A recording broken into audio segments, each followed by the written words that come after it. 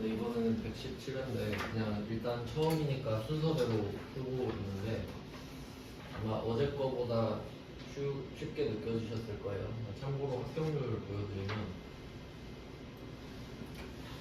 어저께 37, 오늘께 46, 10% 정도 차이 나니까 사실 뭐 별로 상관이 있다고 생각은 안 하지만 좀 더 쉽지 않았나요? 실제로?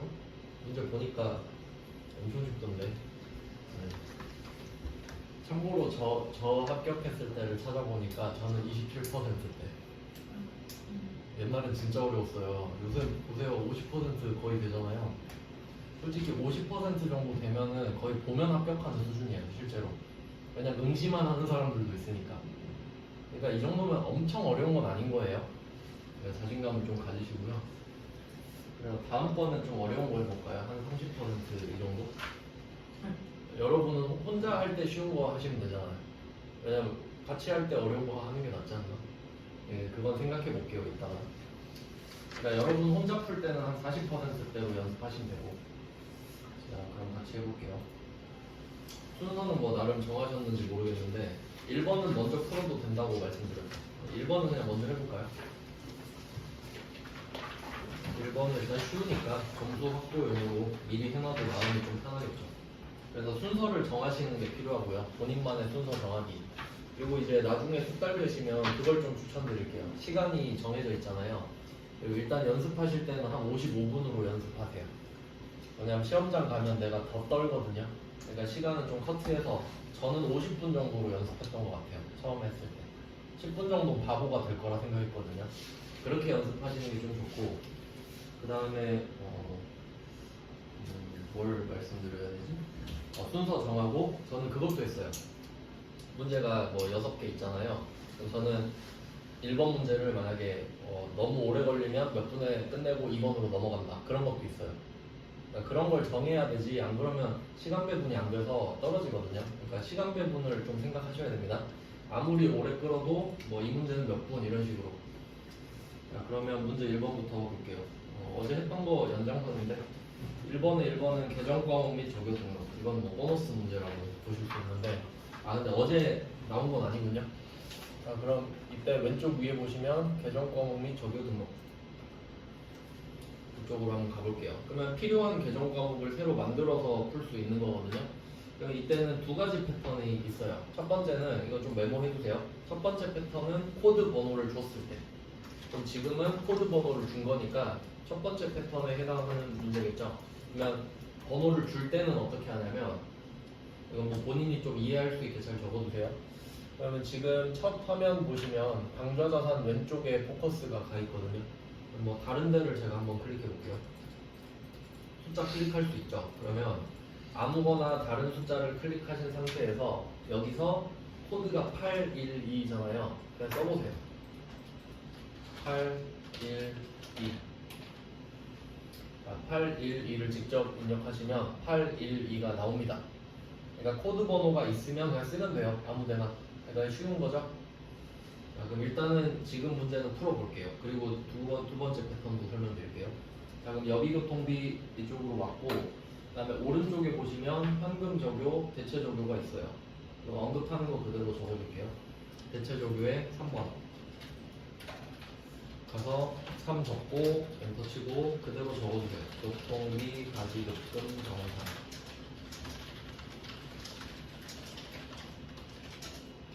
전혀 어렵지 않죠? 두 번째 패턴 알려드릴게요. 두 번째 패턴은 이렇게 메모해둘게요. 문제 이렇게 낼 수도 있을 것 같아요. 문제 1 다시 1번에다가 비교해서 이런 식으로 낼 것 같아요. 판매 관리비 인 여비교통비 이렇게 문구로만 줄 수도 있을 것 같아요. 그럼 이때는 코드 번호를 안 알려준 거잖아요. 그럼 여러분 1번부터 찾을 순 없죠. 그러니까 뭐 그래도 800번부터 찾으시겠네. 그럼 이건 어떻게 하냐면 번호를 모르는데 이름은 알죠. 그럼 이때는 검색할 수밖에 없잖아요. 그럼 이때는 컨트롤 F라고 적어주세요. 컨트롤 F 단축키 아마 파인드의 F이지 않을까 싶은데 직접 해볼까요? 자, 만약에 번호를 안 준 거예요. 그러면 이 안쪽에 아무 화면이나 한번 클릭하신 다음에 컨트롤 F를 누르면 검색창이 뜨죠. 그럼 우리가 알고 있는 힌트는 여비교통비밖에 없으니까 여비교통비를 찾아서 검색할 수밖에 없겠죠. 자, 이렇게 해서 한 번 엔터를 치면, 자 여기서 또 중요한 거는 여비교통비가 한 개만 있는 거 아니죠. 우리는 판관비라는 힌트를 또 얻었으니까 800번 여비교통비가 나올 때까지 엔터를 쳐서 찾는 거예요. 처음에 무조건 나오는 거 아니고. 그래서 이렇게 검색하면 됩니다. 자, 그럼 2번으로 가죠. 2번은 어제 풀었던 거예요. 자, 2번은 왼쪽 밑에 거래처별 초기 2월입니다. 이건 일부러 언급 안 하는 것 같죠? 말하면 너무 쉬우니까. 근데 이거 그냥 기억해 두시는 게 좋겠네요. 따로 적어서. 이런 문제는 거래처별 초기 2월이다. 왼쪽 밑으로 가서 여기 들어가기만 하면 뭐 끝이죠. 들어가서 외상 매출금 한번 클릭하고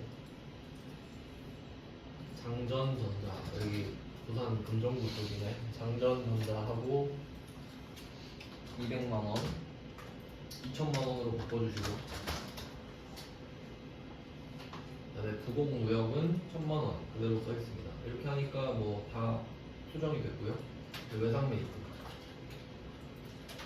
외상 메이크 가서 구석이요 3000으로 바꿔주시고, 본천 전기 2600. 그럼 금액 차액 확인하시면 되죠. 그 다음 마지막으로 다들어오면 아무것도 없으니까 F2번 눌러서 데모 산업을 만들어주면 되는데, 금액도 적어주시고. 네, 요거는 정말 쉽죠. 자, 이렇게 다 입력하시고 끄면 되고요. 이제 6점을 땄어요. 그 다음은 3번, 이게 문제였죠. 이것도 어제 했던 거에서 조금 확장되긴 하는데, 그래도 혹시 모르니까 해보긴 해볼게요. 자, 순서는 제가 다시 적어드릴 거고, 어제 적으셨으니까 또 적을 필요는 없죠. 자, 1번이 전기분 원가 명세서. 0번도 있긴 했는데. 2번이 전기분 손익계산. 3번이 전기분 잉여금 처분계산. 4번이 전기분 재무제표. 자, 그러면 시작점을 한번 찾아볼까요? 시작점. 제조원가에 속함 써있죠. 제조원가 명세서부터 시작하네요. 이건 보고 4개다 선택해야겠죠. 안 해 하든지 해보겠다. 근데 이 문제는 마지막에 하시는 게 좋겠죠. 괜히 여기서 시간 끌리면 안 되니까. 그러면 원가 명세서는 어제 안 해봤던 거지만 추가해서 한번 해볼게요. 자, 원가 명세서로 들어가 보겠습니다. 왼쪽. 그리고 항상 생각하실 거는, 여러분이 지금 이걸 이해하고 풀 수는 없거든요. 그래도 좀 틀을 알려드리면, 지금 이 원가 명세서를 봤을 때 결과물이 있잖아요. 그 결과물이 오른쪽 밑에 있는 거예요. 그러니까 이 왼쪽에 있는 것들이 합쳐서 오른쪽 밑에 결과물이 있다. 이 정도는 이해하셔야 됩니다.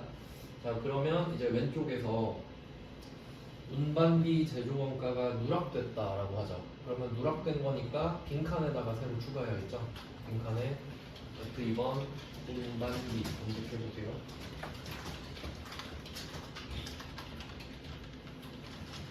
(500번밖에) 검색이 안 되죠. 원가 명세서니까. 자, 여기서 엔터를 치고 550을 적으면, 자, 일단 제 걸로 보여드릴게요. 일단 엔터 치기 전에는 74650,000입니다. 그러면 여기 뭘 넣으면 결과가 변하겠죠. 어쨌든. 그러니까 커질지 작아질지는 생각 안 하셔도 되고, 엔터 치면 변하잖아요.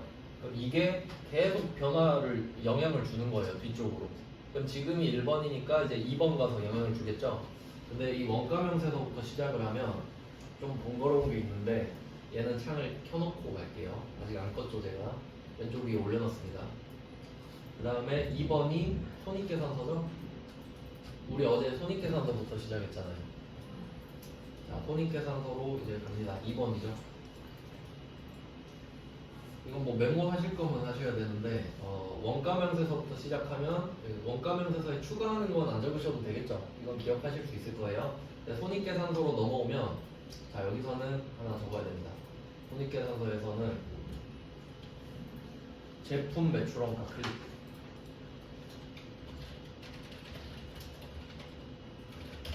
이건 외워야 되는 거예요. 어쩔 수가 없어요. 제품 매출 원가를 클릭을 하겠습니다. 클릭하면 무슨 창이 떠요. 이거는 원가 회계를 배워야 알 수 있는 내용인데 그냥 결과적으로만 보면 이 안에 단기 제품 제조 원가라는 게 있어요. 그럼 이걸 어떻게 외우냐? 외우는 게 아니고 아까 원가 명세서의 결과물 있죠? 그거예요. 그냥 이름만 맞추면 돼요. 단기 제품 제조 원가 외우는 게 아니고 그냥 이거 결과니까 비교만 하겠다. 근데 금액이 다르죠. 다를 수밖에 없어요. 왜냐면 얘는 최신화가 안 돼 있거든요. 그러면 이걸 최신화하면 되겠죠? 그리고 이것도 헷갈릴 필요가 없는 게 이 원가 명세서의 결과는 우리가 못 바꿔요. 아예 클릭이 안 된단 말이에요.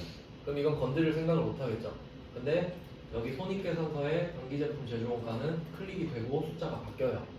그러니까 어쩔 수 없이 이걸 보고 옮겨 적는 수밖에 없겠죠. 그래서 그냥 보고 적는 겁니다. 80, 150, 000 이렇게 써볼게요. 80, 150, 000 그냥 보고 옮긴 겁니다. 최신화가 안 돼 있으니까 내가 한 거죠. 그러니까 이제 원가부터는 선택하세요. 손익은 좀 할만했는데 원가는 이게 하나 더 추가됩니다. 자, 이렇게 하니까 당기순이익도 고쳐졌죠. 자, 그럼 이제 원가 명세서는 볼 일이 끝난 겁니다. 원가 명세서는 끌게요. 이제 자, 손익계산서도 사실 뭐 별 볼 일 없습니다. 왜냐하면 다음에 이익잉여금 처분계산서는 당기순이익을 땡겨올 수 있었거든요. 그래서 손익계산서는 이제 끄셔도 돼요. 여기서는 그 단기 제품 제조 원가가 뭔지 몰라도 이걸 수정을 해줬고요. 자, 세 번째가 잉여금 처분계산서. 얘는 뭐 고민할 것도 없이 불러오기죠.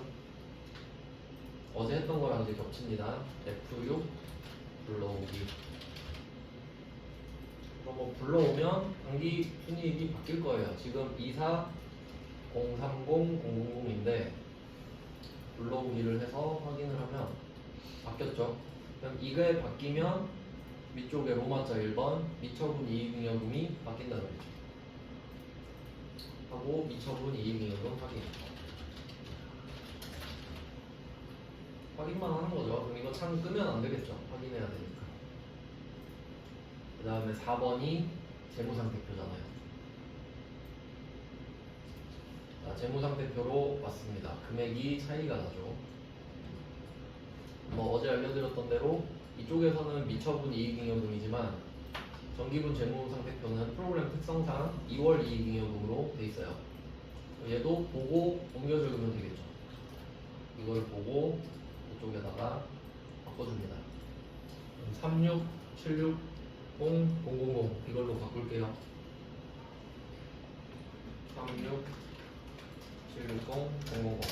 자, 그럼 대차 차익이 없어지면서 끝. 이건 냉정하게 판단하셔야겠죠. 저라면 이럴 것 같아요. 아예 안 하거나 아니면 시험 보기 전에 이거 10번 하고 갑니다. 시험 딱 보기 전에 10번 하고 할 거예요. 그러면 못할 수는 없죠. 의지의 문제고요. 1번을 이제 다 풀었고 4번은 4점짜리는 선택하시고요. 자, 이걸 먼저 해놓고 이제 종이에다가 푼다 이걸 하시든지 아니면 1번을 뭐 마지막에 한 번에 하셔도 상관없겠죠. 자, 그럼 이제 문제 2번 가서 하나씩 설명해 드리겠습니다. 이거는 뭐 다 푸셨으니까 제가 그냥 바로 다 적고 입력까지 하겠습니다. 자, 문제 2-1번 7월 20일 파주시청에 판매용 제품을 기부했다.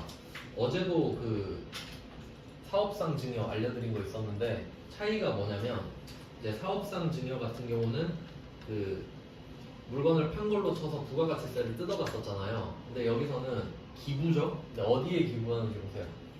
파주죠. 지방자치단체잖아요. 국가 지방자치단체에다 기부하면 면세해요. 그러니까 부가가치세 안 받아요. 그러니까 이게 좀 치사한 게 뭐냐면 원래 기부할 때도 부가세 내야 되거든요. 근데 국가에 기부하면 부가세 안 내게 해주겠다 이거예요. 자기한테 하라 이거죠. 그래서 참고로 알고 계세요. 국가 지자체한테 기부하면 일반 절표에 나올 겁니다. 문제가. 요거는 참고로 좀 적어 놓을게요. 어제 풀었던 거랑 좀 연결해 드릴게요. 시험지 없어도 되고 제가 불러드릴 테니까 적어놓기만 하시고 시간 날 때 한번 보세요. 118회 문제 3번 3번에 2번 제가 한번 적어서 보여드릴게요.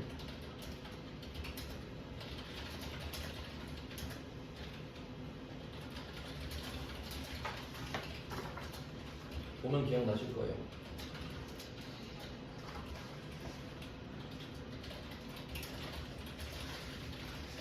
이거 어제 했던 문제 기억나시죠? 근데 얘는 문제 3번이죠. 메인 매출점표죠.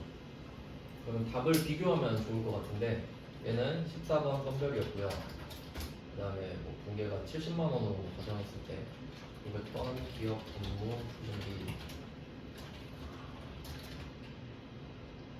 제품 60 저격 8 그리고 얘는 부가가치세가 붙었었죠. 그러니까 이게 정상이거든요. 왜냐면 내가 뭐 기부를 하든 접대를 하든 이 물건을 사올 때 세액공제 받은 거 있을 거 아니에요. 그러니까 국가가 그거 부가가치세 달라고 하고 싶겠죠. 그러니까 이거는 달라고 한 거죠. 근데 지금 이 문제는 파주잖아요. 파주. 그럼 지자체니까 국가랑 같은 편으로 봐버리고 파주한테 줬으니까 부가세 됐다. 이런 느낌인 거지. 그래서 답이 바뀌네요. 기부금 이거 얼마로 씁니까? 2천만 원 써야 되죠. 그러니까 내가 이 제품을 만드는데 2천만 원을 썼죠. 근데 이거 줬다고 3,500짜리 줬다고 해버리면 안 되는 거예요. 거짓말이 되는 겁니다. 장부에 2천 적어놓고 3,500 뺄 수는 없잖아요. 자, 그럼 대변에 제품 쓰고 2천인데 이게 끝이 아니죠. 적용 8. 이건 적용 8에서 틀릴 거예요. 그리고 기부금은 뭐 입력해보신 분은 아시겠지만 900번 하나밖에 없으니까 번호 쓸 필요 없고요. 그래서 이렇게 부가세 여부가 달라지는 겁니다. 상대에 따라서. 뭐 알고 있으면 좋죠. 왜냐면 나중에 의문이 갑자기 생길 수 있거든요. 시험장 가서 의문 생기면 최악이거든요. 지금 그냥 말씀드린 겁니다. 그럼 바로 입력까지 하겠습니다. 7월 20일에 사변의 기부금 하나밖에 없는 거 확인하시고 영업이랑 관련 없으니까. 자, 금액은 2천만 원, 대변의 제품, 재고자산은 항상 적으로 생각해야 되죠. 적요 8. 끝입니다. 그러니까 이거 이렇게 생각할 수도 있는 거예요. 이거 파주 말고 접대했으면 그것도 한번 생각해 볼까요? 접대하면 이거는 800번으로 저는 제가 가정해 볼게요. 접대하면 어떻게 될까? 부가세 내라 그러겠죠?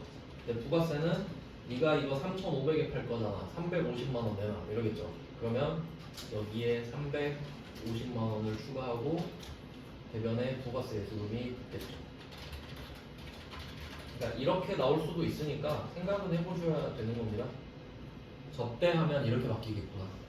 똑같은 문제인데 접대하면 참고하시고요. 그 다음은 2번. 이건 보너스 문제죠. 제품을 500만 원에 판매하기로 계약을 한 거고 500을 받은 거 아니죠? 500만 원 중에 30%만 받았다. 그럼 생각을 해볼게요. 팔기로 했는데 안 팔았죠. 팔기 전에 돈 받았죠. 먼저 받았으니까 선수금. 그리고 받은 건 당조예금이죠. 당조예금으로 받으면 당조예금이 늘어나겠죠? 8월 28일 바로 적어볼까요? 사전에 당조예금 금액은 500만 원 곱하기 30%니까 150만 원이겠죠. 그리고 대변은 선수금 먼저 돈 받았으니까. 그리고 얘는 부채긴 한데 비금전 부채입니다. 그러니까 돈을 갚아야 되는 부채가 아니라 좋은 부채라고 그랬죠. 나른 물사. 거래처 꼭 적어주셔야 됩니다. 누구한테 돈을 받았는지를 알아야 이 사람한테 물건을 줄 거 아니에요. 거래처 중요합니다. 이번은 금액이랑 거래처 확인하시고, 그 다음은 3번. 3번은 외상매출금 중 200만 원은, 그러니까 얼마가 있는지 모르지만 200만 원은 대손 요건을 충족하였다. 이제 이거 좀 번역을 해두시면 좋을 것 같은데, 대손 요건을 충족하였다 이 말은 돈 못 받았다 이 말이에요. 돈을 못 받게 됐다, 확실해졌다 이런 느낌이에요. 그러면 회계 처리하라는 소리죠. 너 돈 못 받게 됐으니까 못 받게 됐다고 회계 처리해라. 그럼 이거 이론 문제에서도 나왔었는데 그 원래 대손 충당금부터 꺼내서 써야 되잖아요. 근데 여기서 원래는 어떻게 해야 되냐면 10월 1일이죠. 그럼 여러분은 원래 이렇게 해야 됩니다. 참고로 적어두셔도 좋을 것 같은데 계정별 원장 가서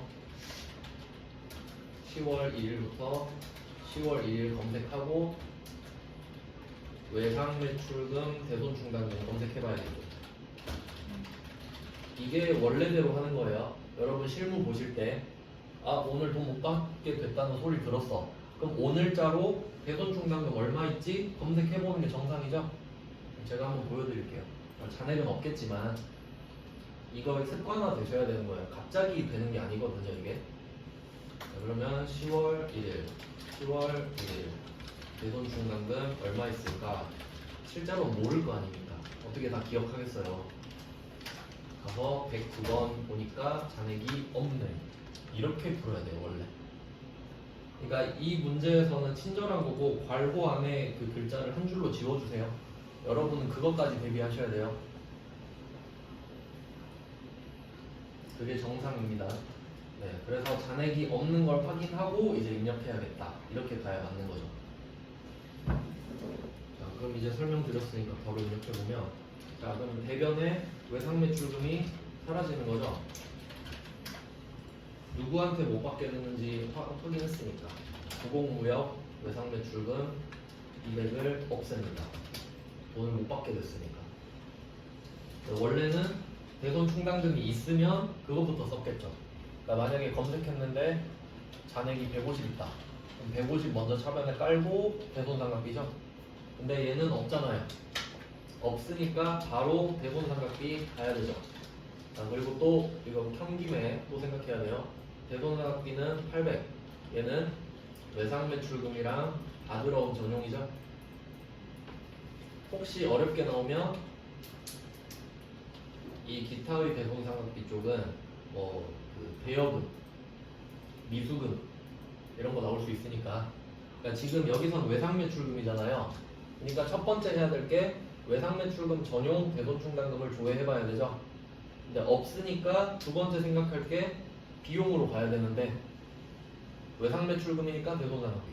그럼 이게 혹시 그러니까 바꿔놓으세요. 미수금이면 기타의 대손 삼각비로 바뀌죠. 그것까지 적어두세요. 외상매출금 위쪽이나 아래쪽에다가 비교, 미수금 써놓고 그럼 그때는 답이 기타의 대손 삼각비다. 엄청 많이 틀릴 거예요. 이렇게 되면.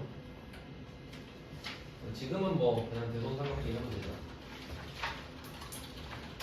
두 가지 생각하셔야 된다는 거예요. 대손은.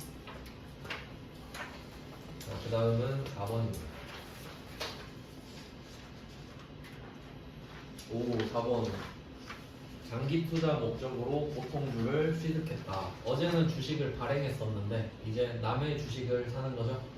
자, 남의 주식 살 때 첫 번째 생각해야 될 거. 남의 주식 살 때는 액면가 필요 없죠.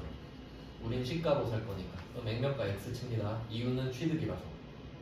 발행할 때는 액면가가 기준이죠. 중요합니다. 자, 그러면 얘는 조금 복잡하니까 적으면서 볼게요. 자, 장기 투자 목적이네요. 그러면 매도 가능 증권이네. 단기 매매 증권 오랜만에 한번 볼까요? 단기 매매 증권이 되려면 어떻게 해야 되는가? 엔드 조건으로 들어가야 됩니다.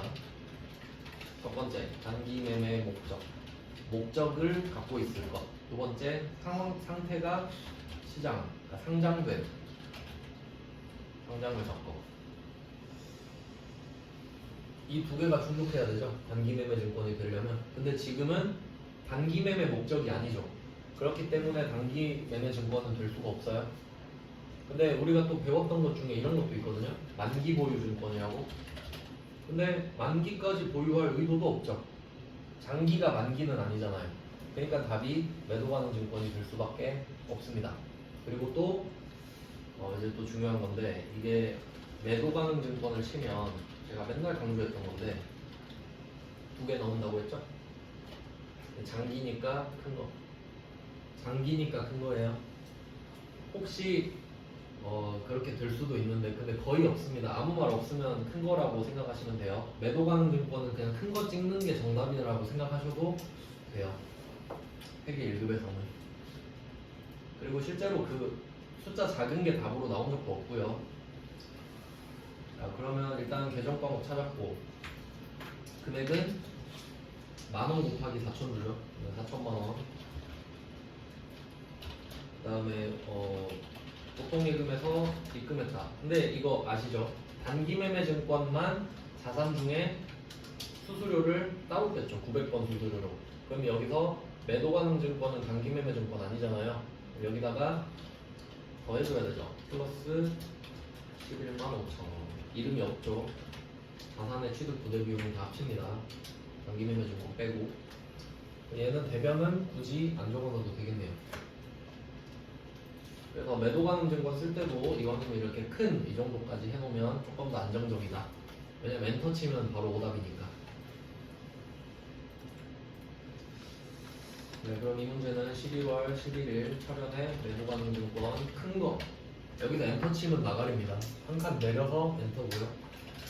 금액은 여기 써있는 금액 합쳐서 4,011만 5천원. 대변의 보통 예금도 똑같죠. 주의하셔야겠네요. 이게 단기로 바뀌면 그러면 이거 비교 또 써놓을게요. 만약에 이게 단기다, 딱 한 글자만 바뀌는 거죠. 단기 매매 목적으로 바뀌면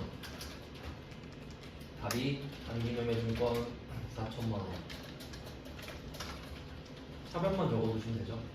그리고 900번 수수료. 이렇게 바뀌는데 이게 그 빈도수로는 이게 훨씬 더 많이 나오는데 이제 비교해서 함정으로 냈을 수도 있죠. 한 글자 가지고 답이 아예 바뀝니다. 네, 그 다음은 이제 5번 문제를 볼게요. 그러니까 이 패턴은 반드시 나온다고 보셔도 되는데 어제 봤던 그 미지급 배당금 배당하는 거랑 또 똑같아요. 5번도. 왜냐면 개인한테 돈 주는 거니까. 개인한테 돈 주고 있다 이런 느낌으로 가셔야 돼요. 그러면 5번 문제는 강사를 불러서 강사료를 준 겁니다. 근데 그 목적이 교육이죠. 그럼 교육훈련비인데 생산부서니까 500번 교육훈련비겠고, 그러니까 얘는 이렇게 생각하시면 돼요. 지금 강사를 외부에서 불렀잖아요. 근데 혹시 이런 경우도 있을 수 있죠. 우리 회사를 뒤집어 깠는데 여기에 뭔가 재능이 있는 사람이 있었어. 그럼 이 사람한테 야 너 월급 250 더 줄 테니까 와서 한번 좀 떠들어봐 이럴 수 있겠죠. 그럼 그때는 답이 어떻게 되겠어요? 급여 이렇게 될 거 아니에요. 네, 똑같다는 느낌으로 가셔야 돼요. 자, 그럼 250만 원이 왼쪽에 맥시멈으로 잡혔죠. 이게 100%예요. 근데 여기서 228만 원을 줬잖아요. 그럼 이때는 금액을 알려준 거를 적어주시는 게 편합니다. 참고로 이 금액 어떻게 나왔냐면 이거 아마 96.7%일 거예요. 응? 아니네. 기타 소득으로 갔네. 3.3%인 줄 알았는데 아니네요. 이건 참고로 기타 소득으로 잡은 겁니다. 왜냐면 91.2%가 나오는 거 보니까. 근데 뭐 세율은 알 필요가 없고요. 근데 그럼 나머지 금액은 얼마인지 구할 필요도 없고 이게 뭐라고 생각해야겠어요? 이 사람이 250을 받으면 어차피 내야 될 세금을 내가 빼놓은 거겠죠? 그게 예수금이잖아요. 어제 배당금 줄 때도 그랬고 월급 줄 때도 빼놓는 거고. 그리고 금액은 찾을 필요 없죠? 종이에 적을 때 절대 적지 마세요. 시간 낭비니까. 자, 그럼 이걸 보고 바로 적으면 되겠네요. 12월 4일 차변에 교육 훈련비 500번, 차변에 250 세팅하고 배변에 보통 예금 228만 원, 그리고 나머지 예수금만 적어주면 알아서 금액이 맞춰지죠. 뭐 이런 문제. 이거 원천징수는 반드시 나와요. 원천징수는 꼭 나옵니다. 자, 그 다음에 6번 외상 매출금을 통치기로 했다. 요거는 조금 생각을 해야 되는 문제인 것 같은데. 자, 그 외상 매출금이 있다는 거는 뭐 이런 거겠죠. 예를 들어볼게요. 외상 매출금 690만 원이 있다. 제품 매출 690. 부가세는 그냥 생략해서 할게요. 원래 뭐 부가세 예수금도 있었겠죠. 근데 그래도 정확히 하는 게 좋겠죠. 익숙해지는 것도 중요하니까. 자, 그럼 이런 회계 처리가 있었던 겁니다. 자, 그리고 외상매입금은 확률적으로 외상매입금이 똑같을 확률은 굉장히 적고, 아마 제 생각엔 이런 느낌이었을 것 같아요. 네, 한 거래처한테 사고 파는 것도 흔하진 않은데 아마 이런 느낌이 아니었을까.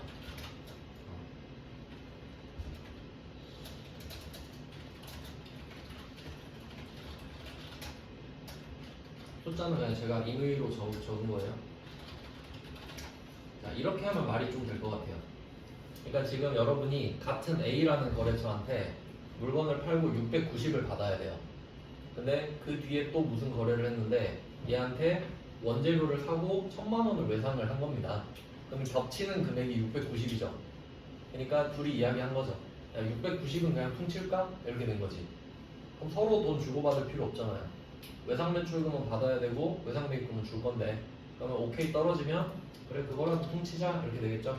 그러면 외상 매입금을 대변에서 차변으로 없애고 일반전표니까 거래처 써야 되죠.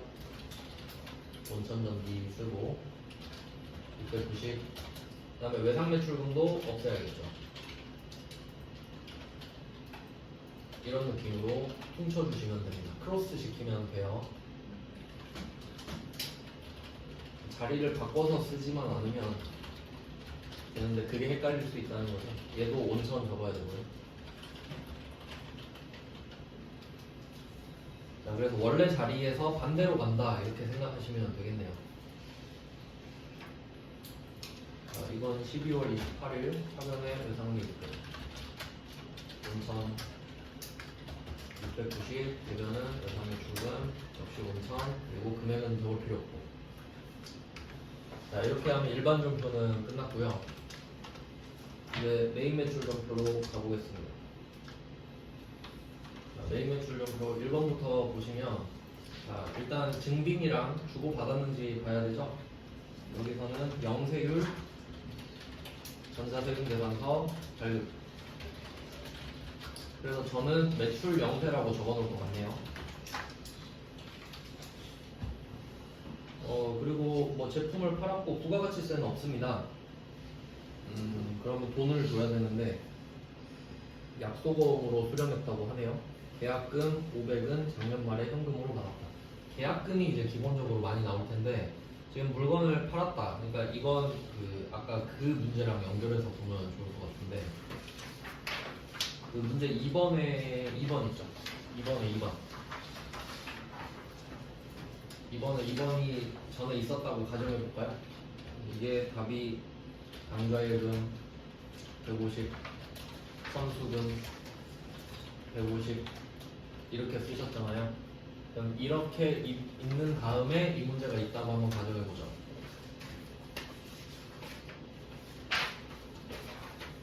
자, 그러면 오늘 1650 받는 거잖아요. 이 중에 이제 금액만 바꾸는 거죠. 선수금이 대변에 있었으니까 오늘 이거 정리되면서 차변으로 오는 거죠. 자리만 이용하는 겁니다. 그리고 제가 쉽게 푸는 법은 이렇게 알려드렸어요. 지금 매출을 찍을 거잖아요. 그럼 매출을 찍으면 대변은 완성이 돼 있어요. 그러니까 우리는 차변만 만들면 되죠. 그러니까 어쨌든 차변만 만들면 되니까 차변이에요, 답이.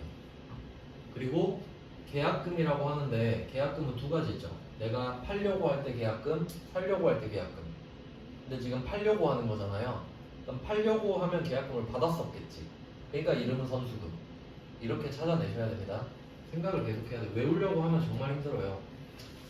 제품 매출 1650, 선수금 500이고, 그 다음에 나머지는 전남인데 전남이 발행한 약소금을 받았죠. 그럼 이때는 제품 매출을 하고 있는데 어음을 받았으니까 받으러옴입니다. 어음 받았다고 무조건 받으러옴 아니죠? 제품 매출 아니면 미수금이잖아요. 그것까지 꼭 생각해 주셔야 돼요. 기출문제 푸실 때 꼭 이렇게 정리를 하셔야 됩니다. 그래서 이것도 적어두세요. 제품 매출 옆에다가 뭐 뭘로 쓰지? 그냥 뭐 비품 이런 거 써놓고 비품이 되면 얘는 미수금으로 바뀔 거다까지 적어두셔야 이 문제가 꼭 나오지 않더라도 계속 생각을 해보는 거죠. 감을 계속 유지하는 겁니다. 네, 그래서 일단 뭐 답은 이렇게 되겠네요. 뭐 어제도 나왔었는데 서류 번호 입력은 생략하라고 하니까 생략하면 되고, 이제 입력을 해보면 10월 11일 저는 매출 영세라 적어놨으니까 매출 영세 보고 12번을 적을 겁니다. 품목은 제품 매출. 수량 단가는 없으니까 그냥 한 개 팔았다고 보시면 되겠죠. 공급가액은 1650. 거래처는 전남.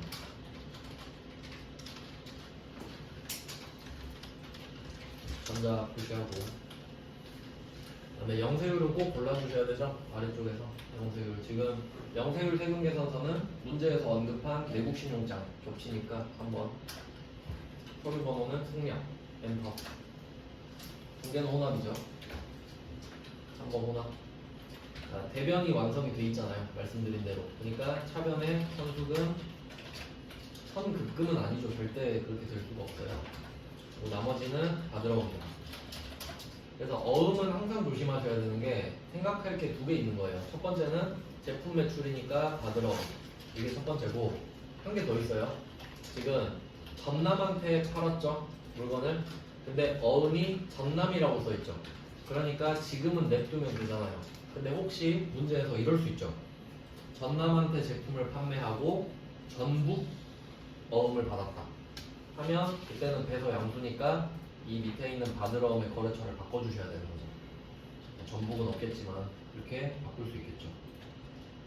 배서 양수도 생각해 보시고, 그 다음에 2번으로 가겠습니다. 자, 2번 문제는 세금 계산서를 수취했다. 자, 세금 계산서 수취했다 그러면 긴장해야 되죠. 세금 계산서를 수취했다. 그럼 답이 바로 나오는 게 아니잖아요.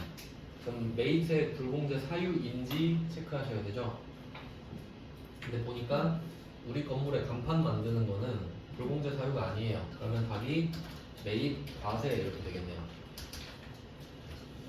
그 다음에 간판 제작 대금은 자산으로 처리하라고 하니까 뭐 아마 비품 정도일 것 같은데 소모품, 비용 처리하라고 할 수도 있는 거예요.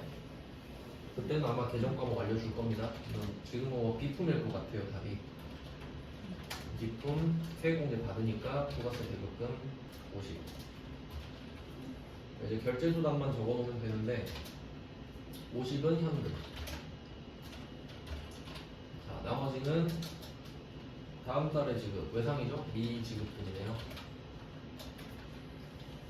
자, 이때는 비품이랑 미지급금이랑 또 연결해 두셔야 되고요. 왜냐면 우리가 주로 사는 원재료 같은 경우는 원재료 사고 외상했다 그러면 외상 매입금 나오는 거 아시죠? 항상 계속 생각해야 됩니다. 네, 그래서 지금 답은 이렇게 됐어요. 매입 과세 미지급금.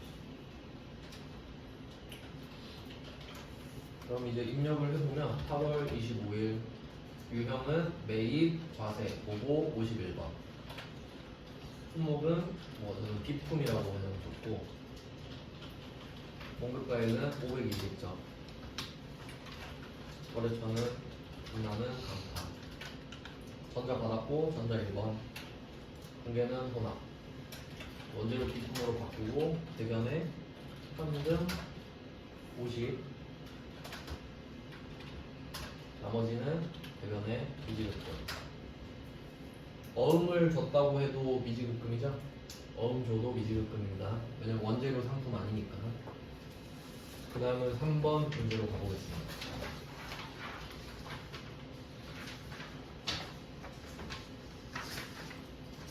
3번 문제는 세금계산서를 발급했다. 발급은 꿀이죠. 세금계산서 발급하면 매출 과세죠. 얘는 무조건 부가세 내야 되니까.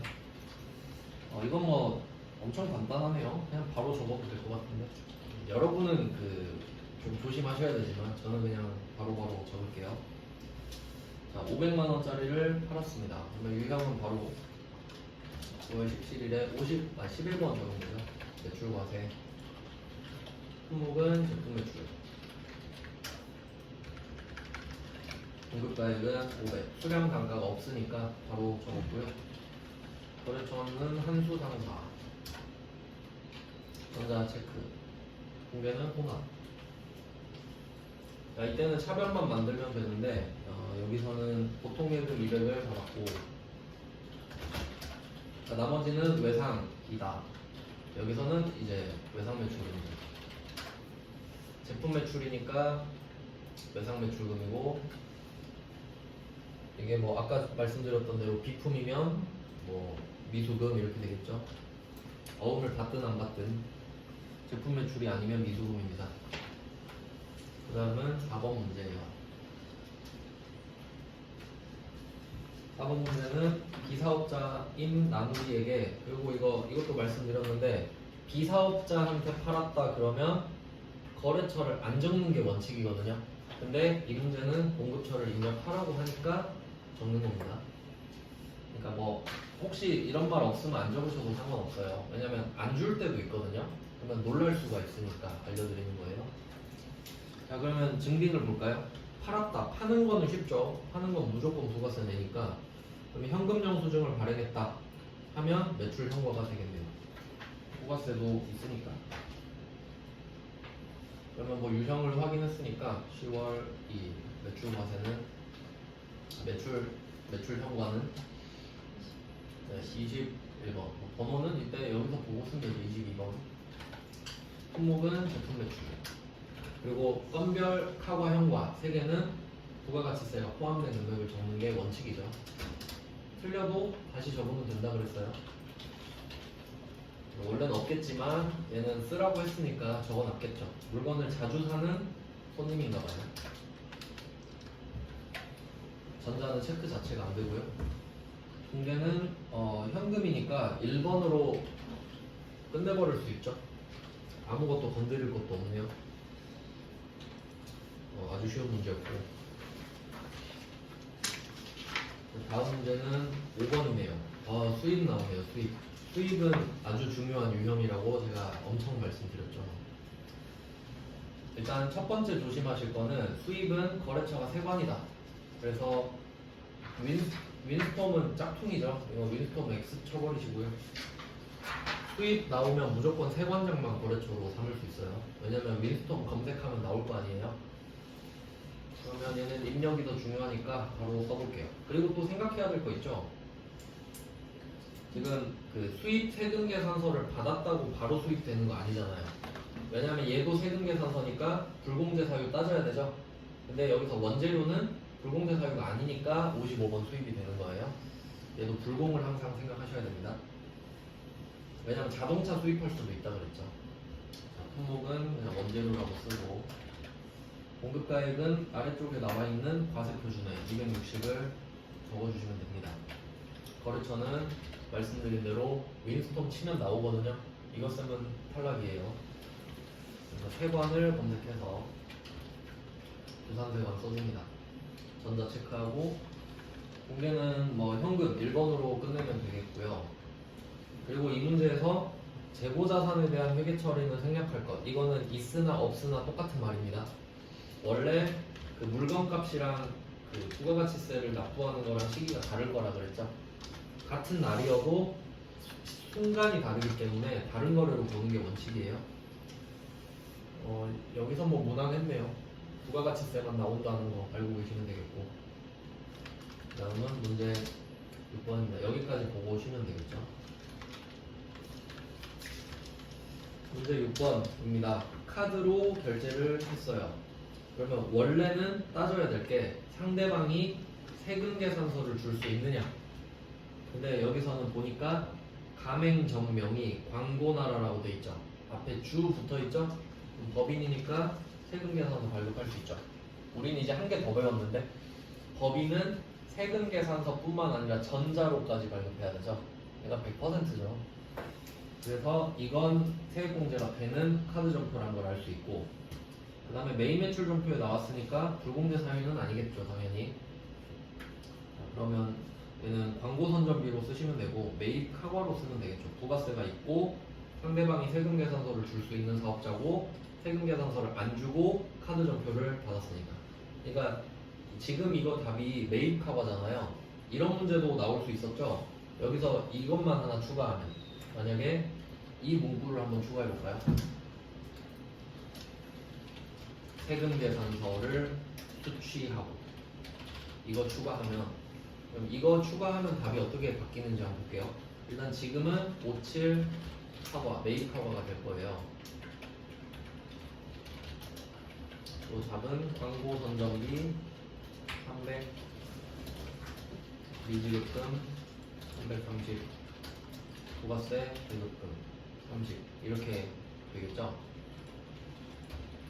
지금 답은 이겁니다. 매입 카거에 광고 선정비, 부가가치세 대급금, 미지급금. 그리고 이 미지급금은 당연히 우리 카드죠. 근데 여기서 세금 계산서를 수취하고 딱 이거 한 줄만 넣으면 답이 매입 과세로 바뀌어버리죠. 공개는 똑같은데 유형만 바뀌어버리니까 충분히 나올 수 있다 그랬죠. 여기까지 참고하시고요. 이렇게 실제로 나온 적도 있고 하니까. 자, 그러면 저는 이제 입력을 해볼게요. 12월 1일은 매입 과세니까, 매입 카바니까 57 품목은 광고 선전비. 광고 선전비도 800번밖에 없어서 번호는 굳이 안 쓰셔도 됩니다. 공급가액은 카바니까 330으로 쓸게요. 거래처는 광고나. 카바는 전자 없고요. 자, 공개는 4번 카드 찍고 신용카드 다 해서 우리 카드. 원재료만 광고 선전비로 바꿔주면 끝입니다.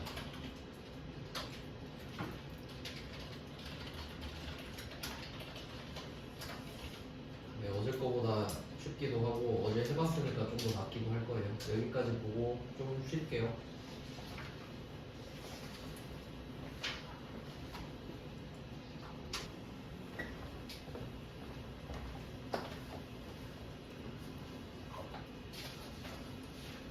이제 나머지 문제들 볼게요. 문제 4번 차례입니다.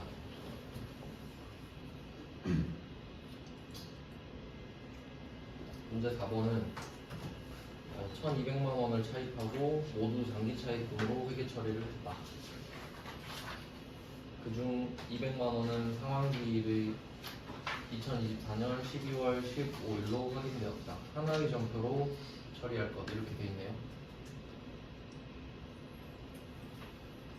전부 다 장기 차입금으로 회계 처리했다고 하는데, 하나는 상환기일이, 이게 문제가 작년 거라고 봐야겠죠. 작년 12월 문제인 것 같은데, 그러면 200만 원은 상환기일이 올해인 거잖아요. 그러면 단기 차입금이라는 말이겠죠.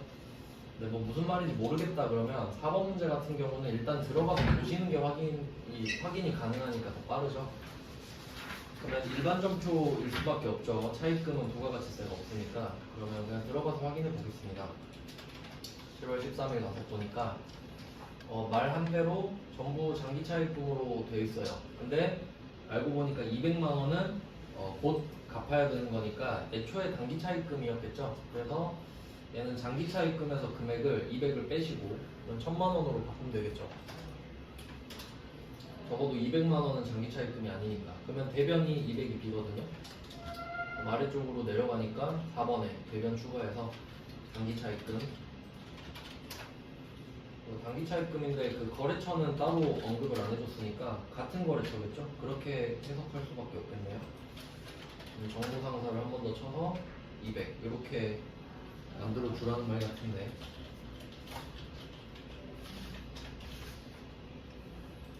네, 혹시 모르니까 한번 확인해 볼게요.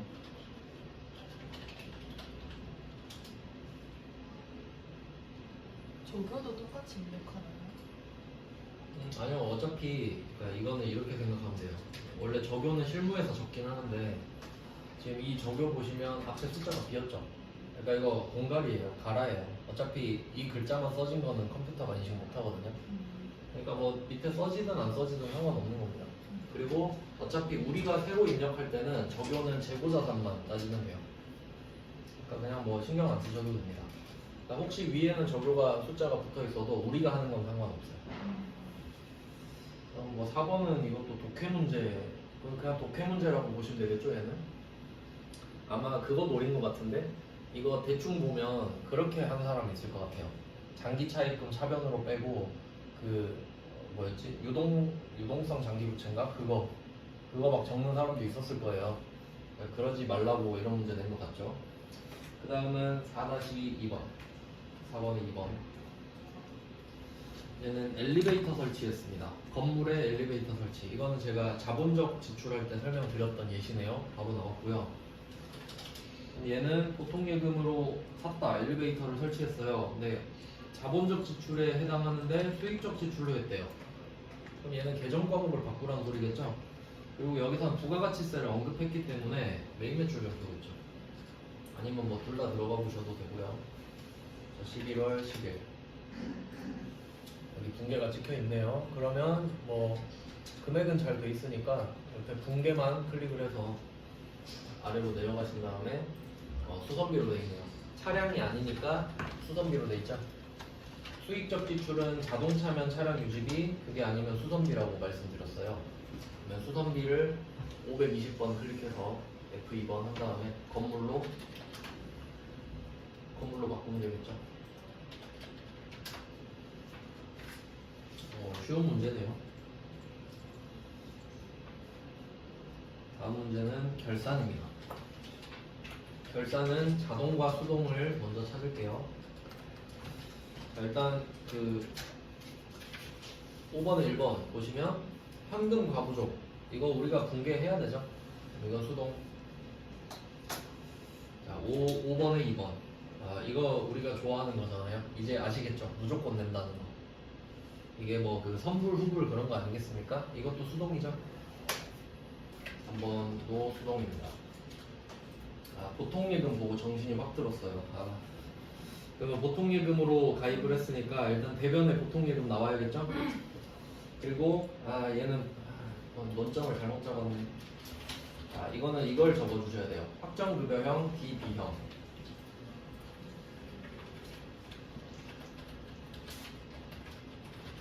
확정급여형 DB형. 이건 답이 퇴직연금 운용자산이고요. 자산.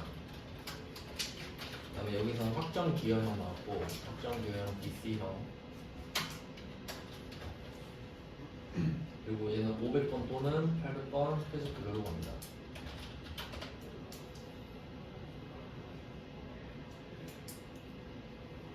이건 물어보는 건데. 그러면 지금 이 문제에서는 확정기여형 DC형 이게 나온 거죠. 이걸 왜 하필 12월 31일에 냈지? 원래 일반전표로 많이 내거든요. 자, 그리고 퇴직급여는 비용이고요. 지금 이 문제에서는 확정기여형 DC형을 언급했으니까 이거 500, 800 퇴직급여 할 줄 아느냐 이거거든요. 그러면 이거 가지고 이제 답을 풀면 500번 퇴직급여 2200 그리고 대변은 뭐 보통 예금 4,000원 정해져 있으니까 그 다음에 800번 퇴직급여 이렇게 답이 되겠네요. 그러면 세 문제 다 수동이네. 그러면 이것도 어제 원래 말씀드렸어야 되는데 그럼 지금은 수동이 세 문제 나왔거든요. 그러면 원래 그 여러분이 이 회사 결산을 한다고 하면 자동 결산이 없더라도 들어가서 그 전표 추가를 눌러줘야 되거든요. 근데 우리는 그 전체 흐름을 물어보는 시험이 아니라 한 문제 한 문제를 맞았냐 틀렸냐를 물어보는 시험이기 때문에 지금처럼 자동 결산 문제가 하나도 없잖아요. 그럼 굳이 들어가서 점표 추가를 하실 필요는 없어요. 답이랑 전혀 상관없습니다. 왜냐하면 하나하나를 체크하기 때문에. 그러면 얘는 세 문제를 다 입력해야 되는데 이걸 본의 아니게 먼저 풀었고요. 나머지도 좀 설명을 드릴게요. 1번을 이제 보면은 이건 제가 공들여서 설명을 해드렸던 건데 현금과 부족이죠. 현금과 부족은 그 원인이 밝혀지면 답이 쉽거든요. 근데 여기서는 일부만 답이 밝혀지긴 했는데 그래도 쉽습니다. 자, 그럼 어떻게 푸는지 한번 해결해 볼게요. 자, 여기서 67만 원이 안 맞아서 현금과 부족으로 했었다. 근데 오늘이 12월 31일이니까 어쨌든 해결을 해야겠죠. 근데 이때 34만 원은 선수금으로 밝혀졌다 이렇게 돼 있죠. 이게 힌트가 되는 겁니다. 그러면 선수금은 원래 자리가 대변이죠. 아까도 풀어보셨지만 그러면 대변에다가 선수금을 적는 겁니다. 선수금 응비 상사 34만 원 대변에 적어요. 자, 그리고 67만 원이라고 말했는데 무조건 자리가 같을 수밖에 없거든요. 그럼 선수금이 밝혀졌고 67만 원이 되려면 나머지도 대변이어야 된다는 소리예요. 그러면 반대로 말하면 67만 원 중에 34만 원은 밝혀졌으나 33만 원은 모르는 거죠. 그럼 얘도 자리가 대변인 건 정해진 거거든요. 그러면 잡이익이죠. 대변이니까. 12월 31일은 현금과 부족을 무조건 없애는 거죠. 그럼 아는 건 아는 대로 하고 모르면 잡이익 잡손실로 하는데 그 자리가 오른쪽이니까 잡이익이 되는 거고 그러면 당연히 차변에 현금과 부족 67만 원이 되는 거겠죠. 그래서 원인이 1원이라도 밝혀지면 할만한 겁니다. 그럼 만약에 이게 선수금이 아니라 선급금이라고 나왔다고 하면 자리가 바뀌겠죠. 혹시 선급금이면 선급금 자리가 차변이니까 뭐 응비상사 선급금 적고 그러면 나머지도 차변일 거 아니에요. 그러면 잡손실이 되는 거고요. 그러면 차변이 꽉 찼으니까 현금과 부족은 당연히 대변으로 가는 거고 이제 이런 테크닉으로 푸는 겁니다. 그래서 원인을 밝혀주면 그렇게 어렵진 않다 이렇게 보시면 되고요. 그 다음은 문제 5번에 2번 5번에 2번 같은 경우는 이제 맨날 나오는 문제인데 어제 풀었던 거랑 비슷하려나? 아 다르네요. 얘는 문제 두 번째 줄에 비용 표시하면 되겠죠. 자 이거는 임차료인데 임차료를 이것도 선불 후불인지 먼저 따져봐야겠네요. 임차료면 미리 다 줬군요. 1년분을. 요거는 흔하지 않은 경우인데 좀 억지 문제긴 한데 어쩔 수 없죠. 보험료는 납득이 가지만 지금 공장 임차료를 1년치를 미리 줬대요. 좀 싸게 해줘서 그런가 봐요. 그러면 이것도 앞에 분개를 하고 오늘 분개를 한번 생각해 보겠습니다. 2024년 7월 1일의 분개를 떠올려 볼게요. 그러면 총 임차료가 지금 120이에요. 월 120이 아니라 1년분 임차료 120이라고 했죠. 근데 얘를 비용 처리를 하고 시작했다고 합니다. 500번 임차료 120 잡고 시작했겠죠.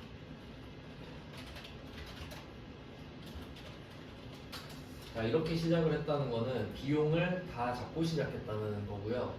그리고 7월 1일 주면은 좀 쉽거든요. 반띵이니까. 올해도 6개월, 내년도 6개월이죠.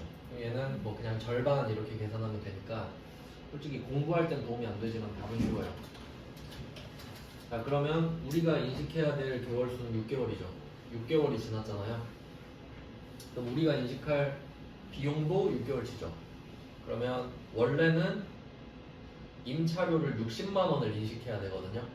근데 이미 120을 인식해 버렸죠. 그럼 우리는 120이 인식돼 있는 상태에서 60만 원을 남기려면 60을 빼야 됩니다. 그래서 빼는 걸 기준으로 생각하셔야 되고 그게 60이니까 차변은 선급비용, 대변은 500번 임차료입니다.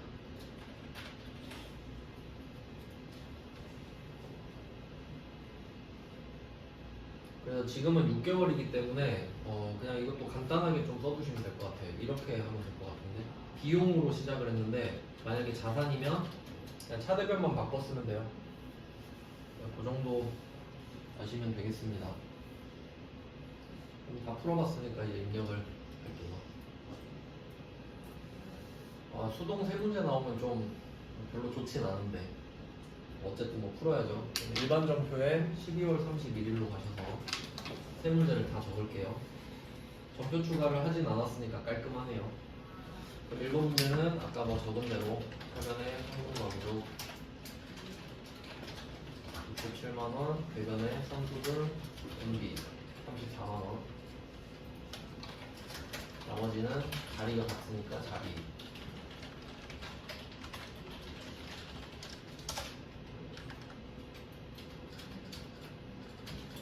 그 다음에 두 번째 문제는 방금 푼 거죠. 차변의 상급비는 60, 대변의 임자료 500번.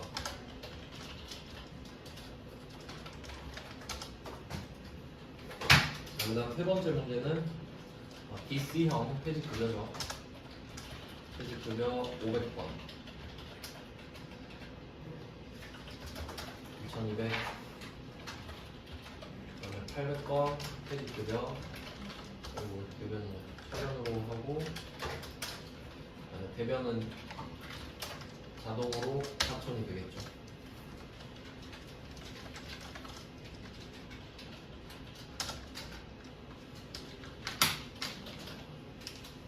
참고로 아까 제가 헷갈렸던 거는 일단 시험에 나올 수도 있으니까 좀 설명을 드리면요. 답은 다 해결했으니까. 제가 헷갈렸던 걸 좀 보충 설명해드리면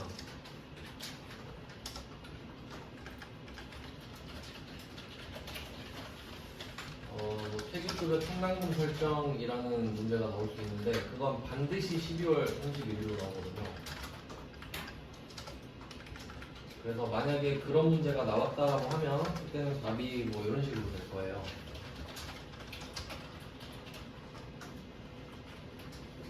왜 헷갈렸는지 답을 보면 이해하실 겁니다.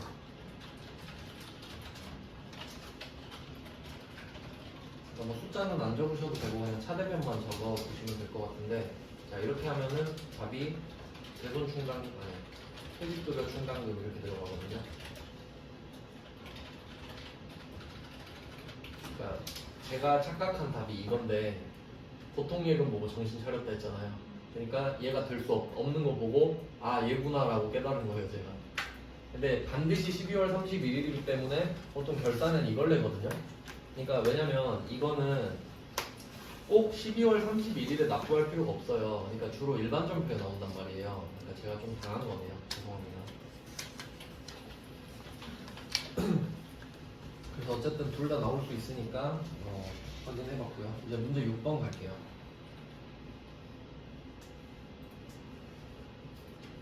문제 6번은 결산입니다. 그럼 키워드 역시 정리를 하면서 볼게요. 문제 6번에 1번. 일단 부가가치세 관련된 것 같은데 여기서는 매수 나왔죠. 세금 계산서 매수. 그러면 세금 계산서 발행 합계표, 세금 계산서 합계표. 매수나 거래처를 물어보면 합계표밖에 조회가 안 된다고 말씀드렸거든요. 그럼 이렇게 확인해 두시고 매수니까 들어가 볼게요. 부가가치 탭으로 옮기신 다음에 합계표로 가겠습니다. 그러니까 이걸 좀 그림을 떠올리시면 좋은데 지금 이 문제는 1월 3월이죠.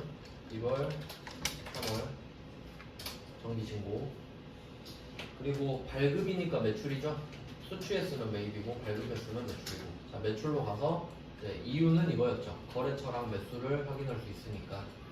근데 여기서는 행복에 발급한 거거든요. 행복에. 그리고 또 말씀드렸었는데 원칙은 전체 데이터를 보셔야 돼요. 그리고 행복을 보니까 매수가 9, 금액은 65, 500, 000 이렇게 되죠. 아니다. 공급 대가 물어봤네. 공급 대가 조심하셔야 됩니다. 매수랑 공급 대가네요. 공급 가액이랑 공급 대가랑 헷갈리면 안 된다고 제가 계속 강조했었는데, 공급 가액은 100%고 세액은 10%고 공급 대가는 110%입니다. 그러니까 얘는 여기 있는 금액을 그대로 적는 게 아니라 따로 더하셔서 적어야 돼요. 이 두 개를 적어 놓을게요. 시험지에다가. 그럼 9매 하고 얘는 6,550 더하기 655만 원을 더한 다음에 적어 놓으셔야겠죠. 이것도 많이 틀렸겠네요. 7,205만 원입니다. 7,205만 원. 이거는 좀 낚시하려는 의도가 보이네요. 공급 대가에서. 그 다음은 2번 볼게요. 2번은 첫 번째 힌트는 영업 외 비용이에요. 영업 외 비용. 그냥 영업 외 비용 이걸로 찾아야겠네요. 2번 영업 외 비용은 그룹 이름이죠. 영업 외 비용. 그룹. 얘는 월계표. 그룹 나오면 보통 상관비를 많이 줬는데 월계표로 갑니다. 그리고 6월 한 달 동안이니까 6월로 조회하면 되겠죠. 그리고 밑으로 쭉 가보시면 영업 외 비용이 있을 거예요. 영업 외 비용 보니까 밑에 4개 있죠. 비용이니까 차변만 금액이 있고요. 여기서는 영업 외 비용 중에 발생이 가장 많은 거. 현금은 따로 물어보지 않았기 때문에 걔를 보시면 되겠죠. 보니까 이자 비용이 제일 크네요. 숫자가.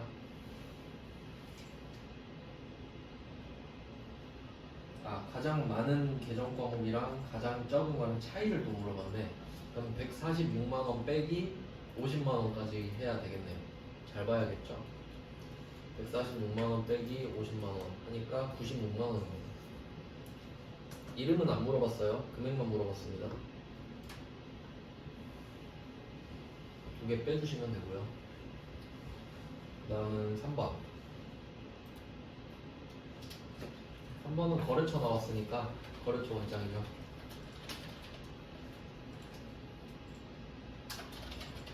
거래처 원장이라고는 하지만 계정 과목은 같이 줄 겁니다. 자, 그리고 이제 조심하셔야 될 거. 일단 들어가 볼게요. 거래처 원장 가서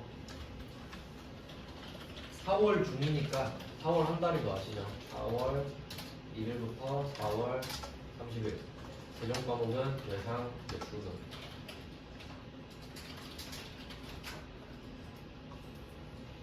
거래처는 리제 상사만 2번 쓰면 되겠죠.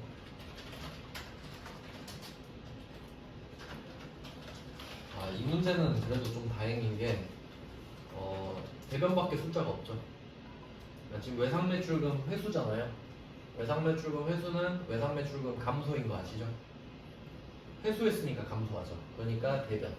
외상 매출금은 자산이고 회수는 감소니까 자산의 감소는 대변이다. 그래서 혹시 증가한 외상 매출금 물어보면 답이 차변이겠죠. 얘는 엄청 착한 거예요. 차변 대변 중에 하나밖에 금액이 없으면 있는 게 답일 거 아니에요. 고민할 필요도 없죠. 그리고 또 이제 주의하실 거는 혹시 이렇게 문제 낼 수도 있잖아요.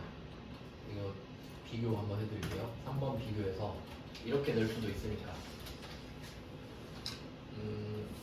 4월 말 리제 상사 외상 매출금 잔액 이렇게 낼 수도 있죠. 4월 말에 리제 상사의 외상 매출금 잔액은 얼마게요? 이렇게 물어볼 수 있는 거예요. 그럼 여기서 바로 답 찾을 수 있죠. 자, 제가 검색은 4월 1일부터 4월 말일로 했지만 4월 말일이 들어가 있으면 어차피 답은 똑같을 거예요. 그럼 답이 900인 거지. 이렇게 왔다 갔다 잘 할 수 있어야 돼요. 일단 지금 답은 1630만. 6번도 다 풀었으니까 6번 이제 창 끄고 이론 문제 답안 작성 가서 옮겨 적어야겠죠. 9, 7,205만 원, 96만 원, 1630. 이 루틴을 만드셔야 됩니다. 순서 같은 경우.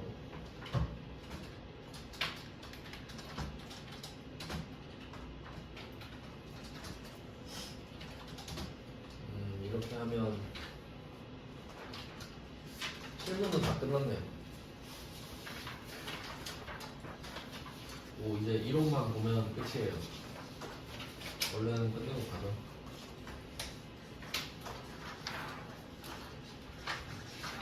빨리 끝내고 빨리 가는 게 좋으시죠? 바로 최대한 빨리 끝내볼게요. 겹치는 게 꽤 있어가지고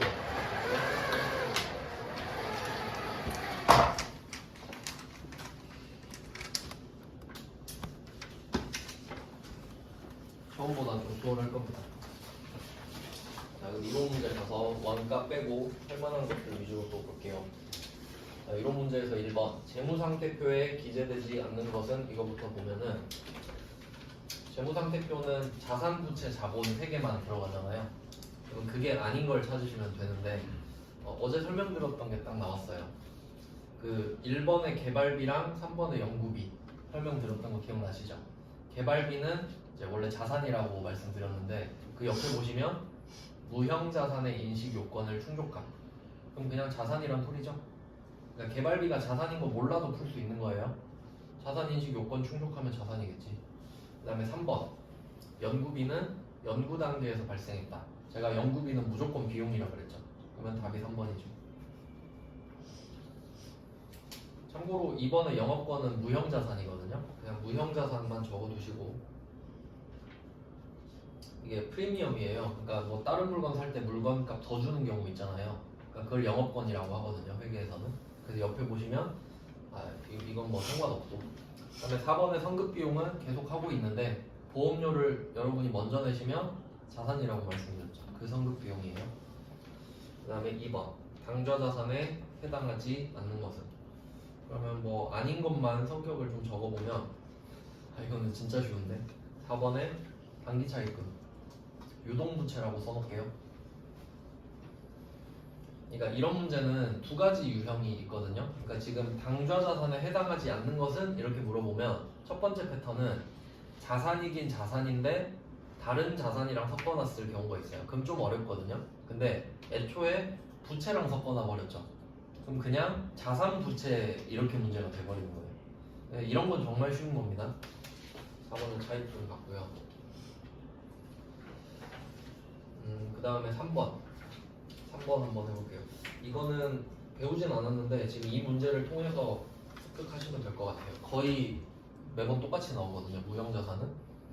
자, 1번에 무형자산에 소비되는 행태를 신뢰성 있게 결정할 수 없다. 이 말은 뭐냐면 유형자산이랑 무형자산이랑 둘 다 상각을 해야 되거든요. 근데 그 말이에요. 그냥 상각을 해야 되는데 상각 방법을 결정할 수 없을 경우 이 정도로 요약해 놓을게요. 그럼 상각 방법을 결정할 수 없대요. 근데 상각을 하긴 해야 되거든요. 그때는 정액법으로 해요. 이거 이 정도 외우실 수 있을 거예요. 그러니까 이거 잘 구분하셔야 되는데 유형자산은 무조건 자기가 골라야 돼요. 정액법이든 정률법이든. 근데 무형자산은 혹시 내가 선택장애가 있다. 그럼 정액법으로 하라 그래요. 근데 이게 기준에 아예 다르게 나오기 때문에 무형자산에서밖에 못 내요. 이 문제를. 그 다음에 2번 보시면 무형자산을 취득하는 경우 수익 비용 대응에 따라 합리적인 방법을 이용하여 생각한다. 자, 이게 중요한데 2번에서 1번으로 화살표를 좀 연결해 놓을게요. 2번에서 1번으로 화살표를 꽂으세요. 이렇게 해야 한 문제가 완성되거든요. 무슨 말이냐면 2번을 먼저 봐야 되는 게 합리적인 방법을 이용해라. 근데 결정할 수 없으면 정액법 써라. 이렇게 하나 세트인 거예요. 아시겠죠? 그래서 이건 뭐 맨날 똑같이 나와요. 그 다음에 3번은 그냥 이름 한번 확인해 보시고 그냥 이런 애들이 무형자산인가 보구나. 보통 번자로 끝나는데 개발비는 따로 좀 기억해 놓을게요. 개발비는 특이하죠. 비로 끝나는데 자산이니까. 그 다음에 4번도 좀 잘 나오는 패턴인데요.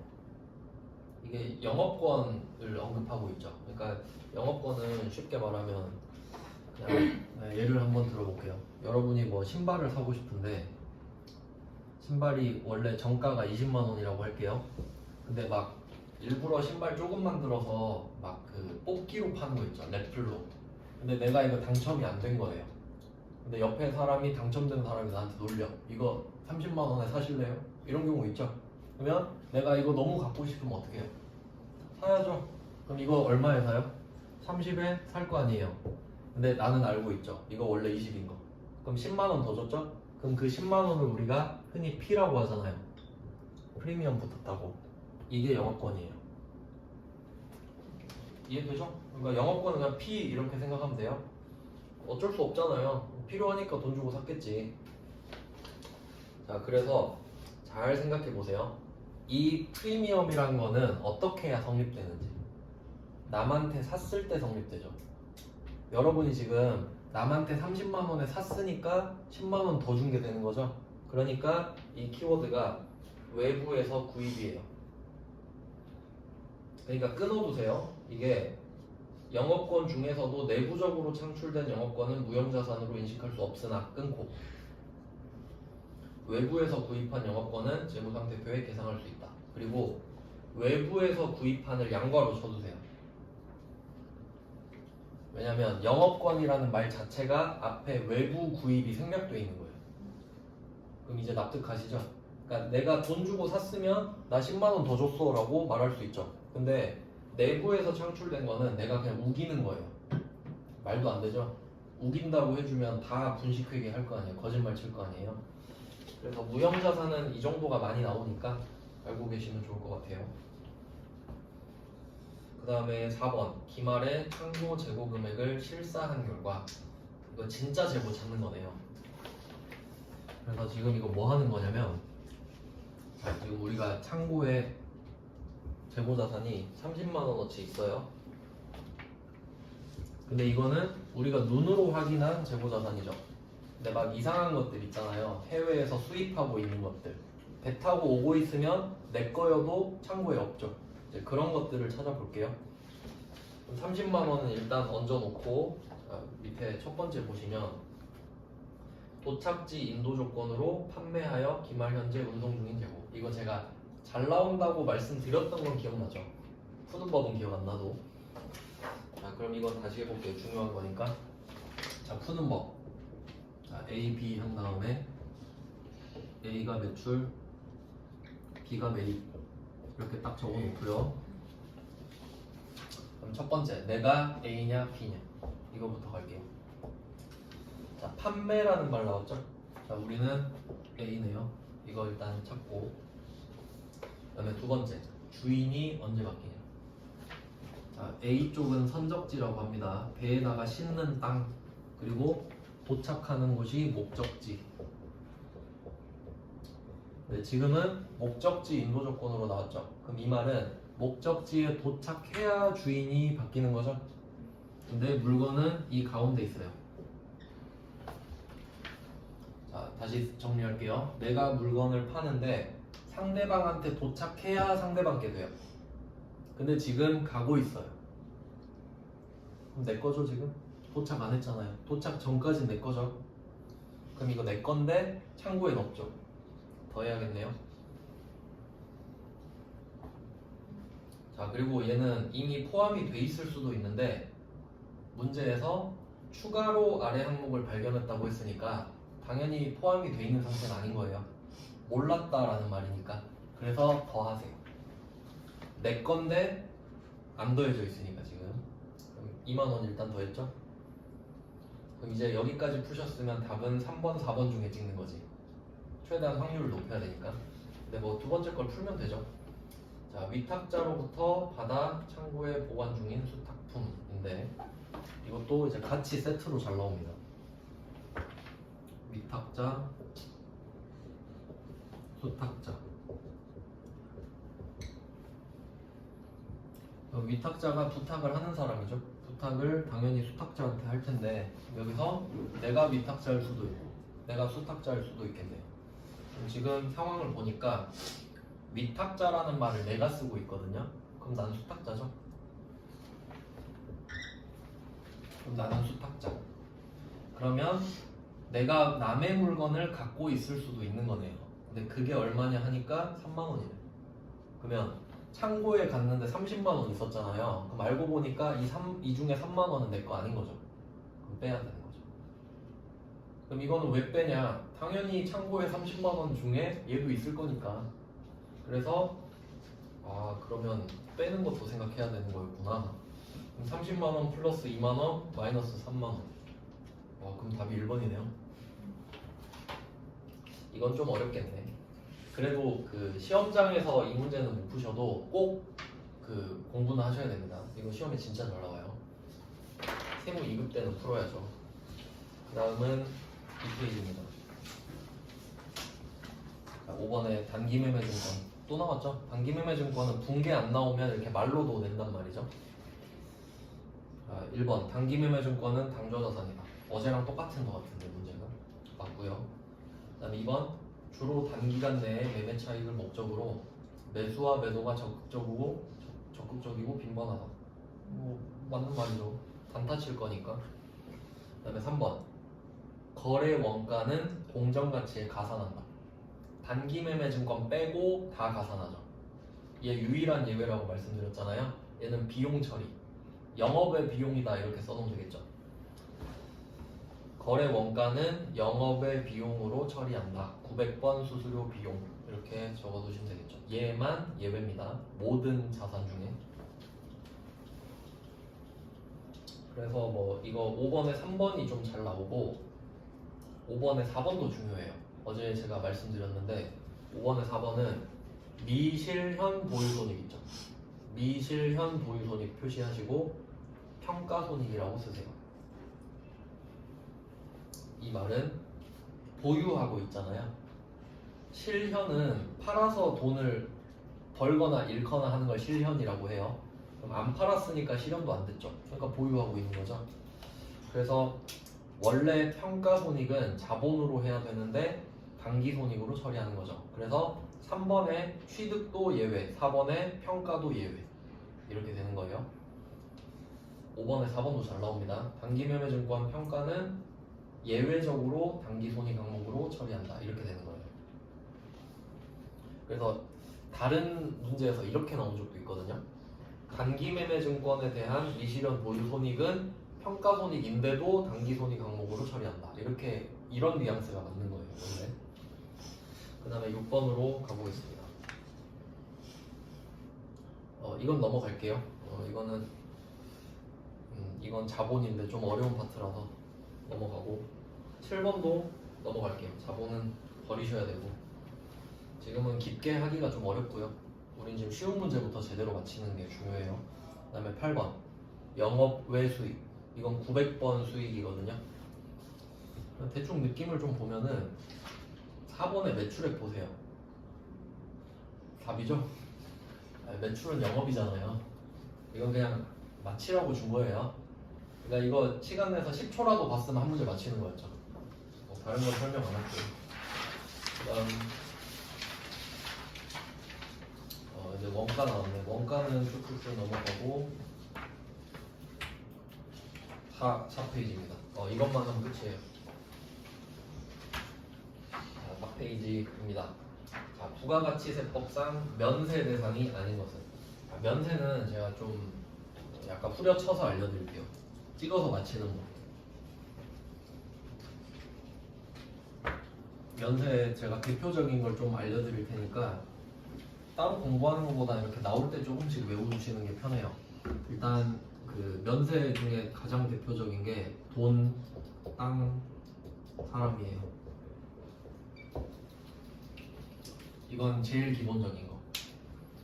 그 이유는 그렇게 돼 있어요. 이유는 이 세 개는 부가가치를 창출하는 요소래요.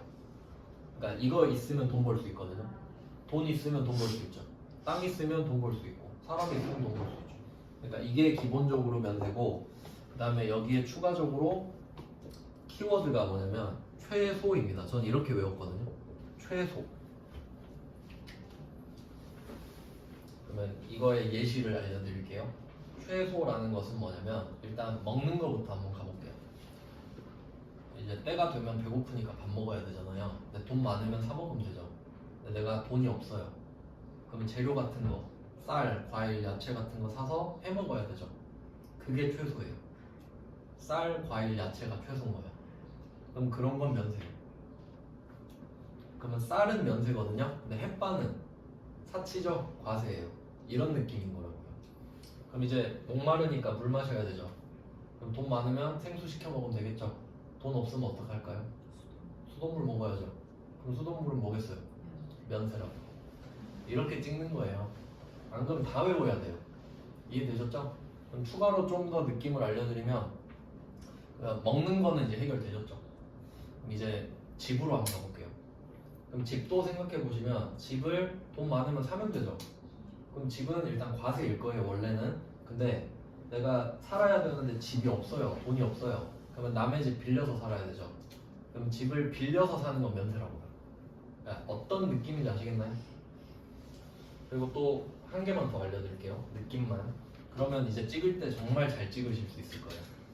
자, 이제 내가 취직을 했어요. 그럼 출퇴근해야 되잖아요. 근데 돈 있으면 차 사서 차 타고 다니면 되죠.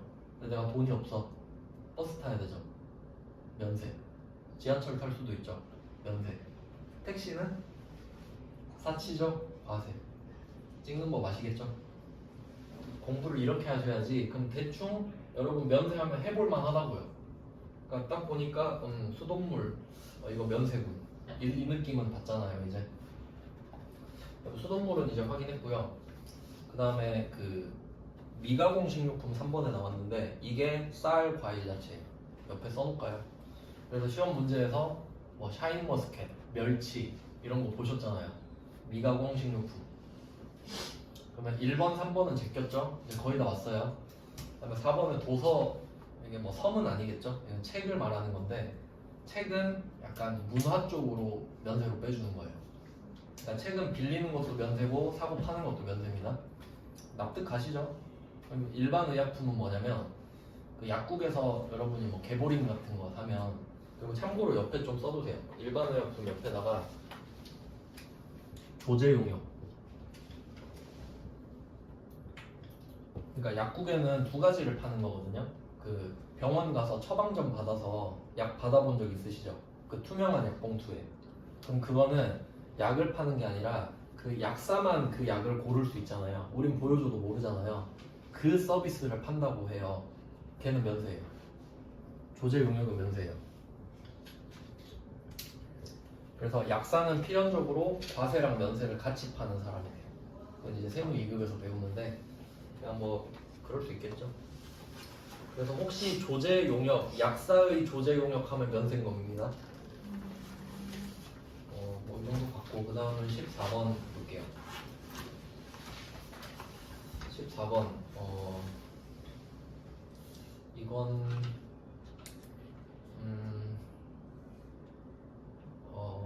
이것도 알려드릴 수 있겠는데, 자, 공급 시기는 언제 팔았다고 할 거냐 이건데 이거 어차피 얼마 안 남았으니까 이거 좀 설명해 드릴게요. 자, 부가가치세 과세 기간을 생각해 보면 1월 1일부터 12월 31일 이것만 하고 갈 거예요. 자, 1월 1일부터 12월 31일 이렇게 해놓고, 자, 일단 반띵해서 1기, 그리고 2기, 그리고 또 반띵해서 예정, 확정, 예정, 확정. 그래서 아까 풀었던 문제 중에 세금계산서 합계표에서도 1기 예정 1월 3월 이렇게 됐거든요. 그러니까 이게 3개월씩 법인은 뭉쳐가지고 내는 거라고 설명을 드렸었죠. 근데 예를 들면 이런 거예요. 내가 이때 물건을 팔았어요. 근데 외상으로 한 거예요. 근데 이때 돈을 받은 거예요. 그러면 둘이 시기가 다르죠. 그럼 공급 시기를 정해줘야 그때를 기준으로 부가가치세를 내는 거예요. 그러니까 뭘로 할지에 따라 언제 낼지가 달라져 버리는 거지. 그러면 지금 일단 외상 매출 나왔죠. 여기에 나와 있거든요. 14번에 1번 보시면 할부 판매, 이것도 뭐 외상의 일종이죠. 왜냐면 원래 물건 팔면 돈을 오늘 다 받아야 되잖아요. 그럼 할부란 소리는 나눠서 내는 거니까 나머지는 다 외상으로 준 거거든요. 그러면 이때 할부 판매 답을 보시면 재화가 인도되거나 이용 가능한 때라고 돼 있죠. 그러면 부가가치세법을 보니까 이 둘 중에 언제가 공급 시기인 거예요? 이쪽이죠? 인도되거나 이용 가능한 때잖아요. 그러면 이때가 공급 시기 당첨. 그러면 금액을 한번 설정해 볼까요? 만약에 100만 원짜리 물건 팔았어요. 그럼 부가가치세 10만 원까지 같이 받겠죠. 근데 그건 이때 받는다고요. 근데 부가가치세는 이때네요. 1, 2, 3에 얘를 포함해서 10만 원을 일단 내야 됩니다. 그러니까 공급 시기가 중요한 거죠. 언제 내는지가 달라지니까. 그럼 우리 입장에선 손해잖아요. 그럼 국세청은 뭐라고 말하는 거냐면 일단 네 돈으로 10만 원 내고 이때 110만 원 받으면 네가 다 가지면 되지 않느냐. 뭐 틀린 말도 아니죠. 그러니까 일단 나한테 주라고. 그러니까 국세청 입장에서는 돈을 빨리 걷고 싶은 거죠. 그러니까 그렇게 생각하면 돼요. 국세청은 돈을 빨리 걷고 싶으니까 빠른 날짜로 하겠지. 그러면 1번은 맞는 겁니다. 참고로 할부라고 돼 있는 거는 단기 할부거든요. 옆에 살짝 써주세요. 할부는 단기 할부인데 단기 할부는 1년 이내를 말해요. 그러니까 1년 미만이라고 하면 정확하려나? 왜냐면 1년 이상부터 장기거든요. 1년 이상이 장기니까 저절로 1년 미만은 단기가 되는 거죠. 자, 그리고 3번을 보세요. 장기 할부 판매. 대가의 각 부분을 수령할 때 이게 시험에 잘 나와요. 얘는 장기가 붙었잖아요. 그러면 차이가 뭐냐면 1년 이상으로 가버리는 거거든요. 그러면 방금 설명드렸던 거는 3개월 이내잖아요. 그러니까 국세청 입장에서는 야 어차피 3개월이면 곧 받는데 일단 네 돈 내고 받으면 되잖아 이런 느낌이에요. 근데 만약에 우리가 차를 파는데 현대자동차인데 어떤 애가 60개월로 차를 풀 할부로 지른 거예요. 그러면 돈을 59번 그러니까 60번에 나눠서 받아야 되거든요. 그럼 금액도 적진 않겠죠. 100만 원씩 해도 6천만 원이잖아요. 근데 그렇게 60개월인데 만약에 공급 시기를 이때 해버리잖아요. 그럼 나는 이때 600만 원은 다 내야 돼요. 난 돈 언제 받아요? 60개월 동안 나눠서 받는데. 그럼 그건 너무 부담이 크죠?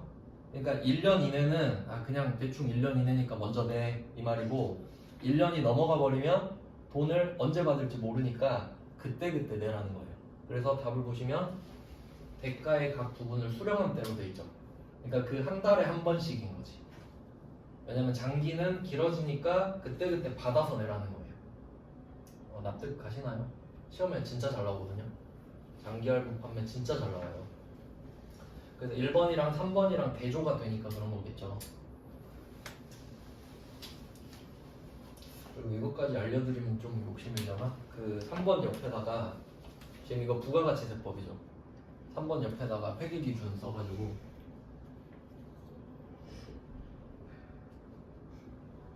회계기준 써가지고 얘는 인도기준 이렇게 써주세요.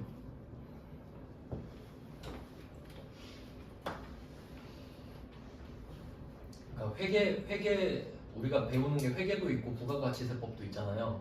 근데 부가가치세법은 실제로 세금을 걷어야 되니까 현실적인 방법을 선택하는데 회계는 그냥 얼마를 팔았는지 얼마를 샀는지만 보여주면 되거든요. 그러니까 장기 할부도 그냥 인도 시점으로 찍어버려요. 이것도 오답으로 엄청 잘 나오기 때문에 알고 계시면 나쁠 건 없겠죠. 기억할 수 있으면.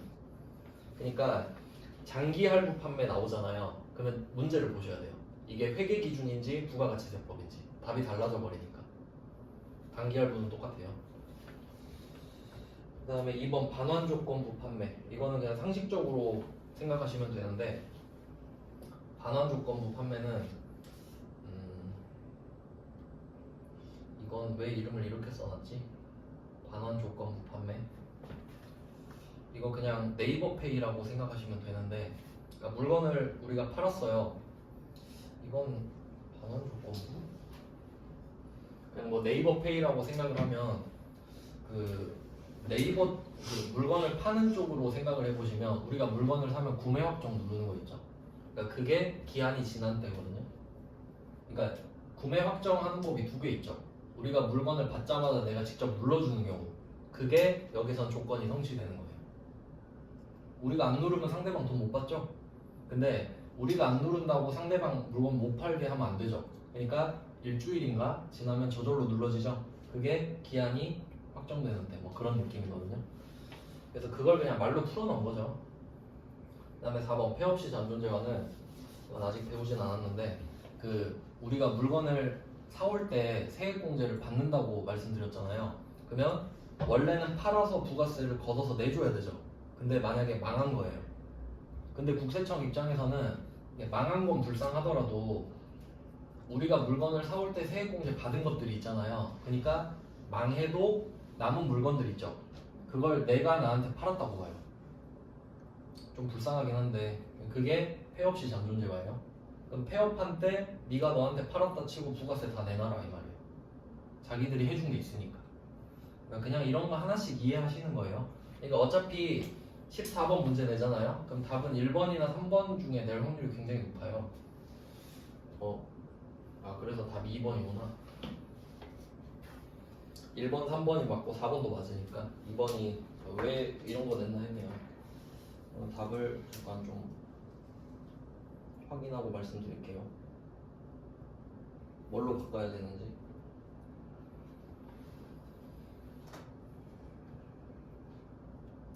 3번이 잘못됐네. 죄송해요. 이 대가의 각 부분을 받기로 한 때로 바꿔야 돼요. 받기로 한 때. 대가의 각 부분을 받기로 한 때. 이게 그 법의 문구가 얼마나 중요하냐면 받기로 한 때랑 수령한 때는 정말 다르거든요. 왜냐면 왜 이렇게 해야 되는지도 설명드릴게요. 들으면 이해하실 거예요. 받기로 한 때라고 적으면 우리가 돈을 못 받아도 내야 됩니다. 받기로 한 때 내야 되니까. 근데 만약에 법에다가 수령한 때라고 적어버리잖아요. 그럼 이런 게 가능해요. 내가 돈을 수령한 때 부가세를 내야 되는 거면 야 너 수령했지? 오늘 받는 날이잖아. 아니요? 그럼 안 내도 돼요. 이해되시나요?